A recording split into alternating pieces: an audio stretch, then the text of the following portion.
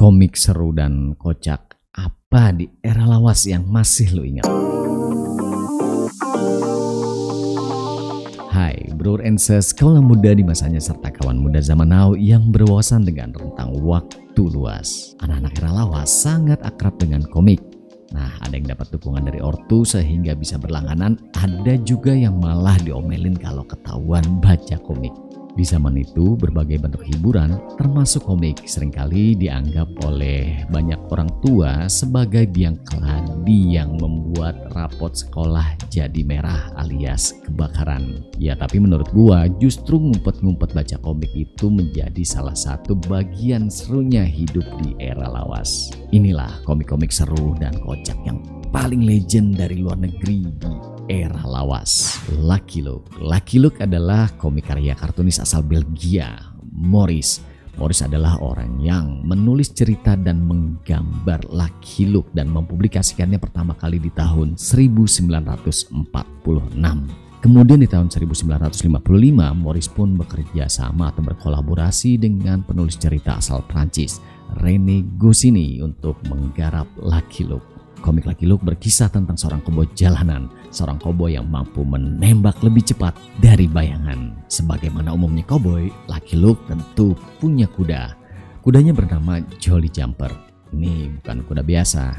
Kuda ini mendapat julukan sebagai kuda terpintar di dunia. Bahkan saking pintarnya, dia sering menemani Lucky Luke untuk bermain catur.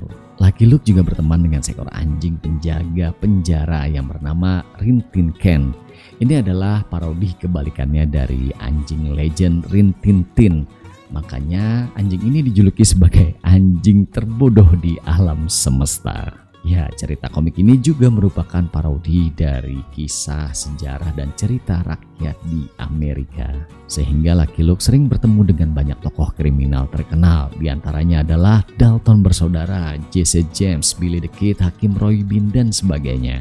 Lucky Luke juga sering dikisahkan hadir dalam berbagai peristiwa terkenal, mulai dari penjagaan kereta pos Wells Fargo, pembangunan First Transcontinental, penemuan telegraf, hingga pembangunan patung Liberty, dan sebagainya. Goscinny pernah berkata, dia dan Maurice akan selalu berusaha sebisa mungkin membuat petualangan Lucky Luke selalu berlatar belakang pada kisah kejadian nyata. Tetapi mereka tidak akan membiarkan fakta-fakta yang bisa menghalangi kisah lucu. Artinya latar belakang sejarah boleh meleset, yang penting lucu. Nah, pantesan gue ngakak terus emang kalau baca komik ini. Pada setiap akhir cerita tampaklah Lucky Luke yang sedang berkuda bersama Jolly Jumper sambil bersenandung menuju matahari terbenam. Saya adalah seorang koboi yang malang dan kesepian yang jauh dari rumah. Asterix. Asterix adalah komik karya dua seniman asal Prancis, yaitu René Goscinny dan Albert Uderzo. René Goscinny yang menulis cerita, Albert Uderzo yang menggambar, dan mereka pertama kali mempublikasikannya di tahun 1959. Ya, René Goscinny adalah orang yang terlibat dalam menulis cerita Lucky Luke tadi. Komik Asterix bercerita tentang petualangan para pejuang dari desa Galia. Cerita komik ini juga merupakan kisah parodi dari sejarah atau cerita rakyat di wilayah seputar kekuasaan Romawi. Saat itu Julius Caesar diceritakan telah menaklukkan seluruh wilayah yang dia inginkan, kecuali desa kecil yang bernama Galia. Rupanya desa tersebut ditinggali oleh orang-orang yang tidak punya rasa takut dan tidak pernah terkalahkan karena mereka punya kekuatan luar biasa yang berasal dari ramuan ajaib. Bahkan para bajak laut yang ditakuti pun pilih kabur saat bertemu dengan orang-orang dari Galia. Nah, siapa aja para pejuang Galia?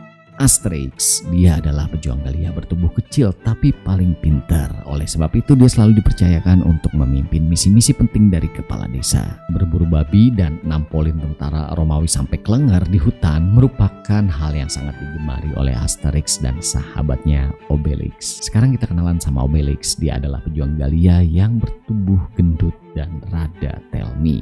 Obelix akan sangat tersinggung jika dibilang gendut. Sehingga saat Obelix bertanya pada Asterix apakah dirinya gendut, maka Asterix pun selalu menghiburnya dengan kalimat, "Enggak, lu enggak gendut, cuma dada lu aja sedikit turun." Meskipun demikian, Obelix merupakan pejuang Galia yang paling kuat dan sudah tidak butuh ramuan lagi. Rupanya dia pernah jatuh ke dalam kuali ramuan saat masih bayi, sehingga kekuatannya pun jadi paling dahsyat dan permanen. Sejak saat itu, maka dukun pencipta ramuan ajaib yaitu Panoramix melarangnya untuk meminum ramuan ajaib. Panoramix, dia tentu adalah pembuat ramuan ajaib, kakek-kakek yang paling dihormati di desa Galia. Abrara Sursikja adalah seorang kepala desa yang selalu berdiri di atas tanduk perisai yang digotong oleh dua pengawalnya. Sebagaimana umumnya orang desa Galia, dia pun tidak pernah punya rasa takut, kecuali satu, saat dirinya merasa langit akan runtuh menimpa kepalanya. Asuran Storix, dia adalah musisi yang sangat berbakat. Sayangnya di dunia ini hanya dia yang meyakini hal tersebut. Saking musiknya bikin sakit kuping, bakatnya ini pun sering digunakan sebagai senjata desa Galia.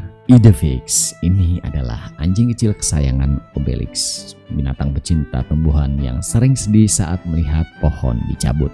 Warga desa Galia yang lain pun juga punya sifat-sifat unik. Ada tukang ikan yang selalu ribut sama tukang daging, ada kakek-kakek yang sok playboy, dan sebagainya. Nah, umumnya mereka menikmati perkelahian, apalagi kalau diajak keluar desa buat ngacak-ngacak kampung lain. Pada setiap akhir cerita, tampaklah pesta babi panggang untuk merayakan kemenangan. Ya, walaupun biasanya Asuran Storix diikat di pohon dan ditutup mulutnya agar tidak menunjukkan bakat musiknya pada perayaan tersebut. Tintin adalah komik karya kartunis asal Belgia, Hergé. Ia menulis cerita dan menggambarnya lalu mempublikasikannya pertama kali di tahun 1929. Komik Tintin bercerita tentang petualangan seru Tintin ke berbagai tempat. Tintin adalah seorang wartawan yang pintar dan pemberani. Dia selalu ingin menyingkap kebenaran atas misteri kasus-kasus berbahaya yang sedang dia investigasi. Dalam petualangannya, Tintin selalu ditemani seekor anjing kecil yang bernama Snowy yang sering membantunya dalam keadaan yang sulit. Tintin merupakan sosok yang serius. Cerita Tintin sendiri pun cerita yang serius. Nah, untuk menambah bumbu humor, Hergé melengkapi komik Tintin ini dengan berbagai karakter-karakter yang kocak. Ini dia, Captain Haddock. Dia adalah seorang pelaut yang bakal kehilangan fokus buat ngebantu Tintin ketika melihat alkohol. Nah, begitu dia udah mabok, tentu dia bakal makin ngaco. Captain Haddock juga terkenal dengan sumpah serapahnya. Ya, kalau di versi terjemahan, biasanya sering ditulis ada kadal bunting, buaya buntung. Ya, serapah khas warga 62 Lawas lah. Thompson and Thompson. Ini adalah detektif kembar yang konyol. Dan kalau ngomong, satu kalimat mereka penggal-penggal bergantian. Detektif kembar ini nggak punya kompetensi detektif, sehingga walaupun niatnya ngebantu, malah jadi sering nyusahin. Profesor Kalkulus. Ya, namanya profesor, ini pasti adalah karakter yang cerdas. Sayangnya dia juga rada budak. Cerita komik Tintin emang terasa jenius. Lu selalu dipaksa mikir sambil ketawa. Rasa banget kalau wawasan tulisnya sangat luas. Bahkan Tintin pernah diceritakan mampir ke Indonesia, tepatnya ke Bandara Kemayoran. Nah, Hergé aja tahu kalau di Kemayoran pernah ada bandara. Tahu nggak lu?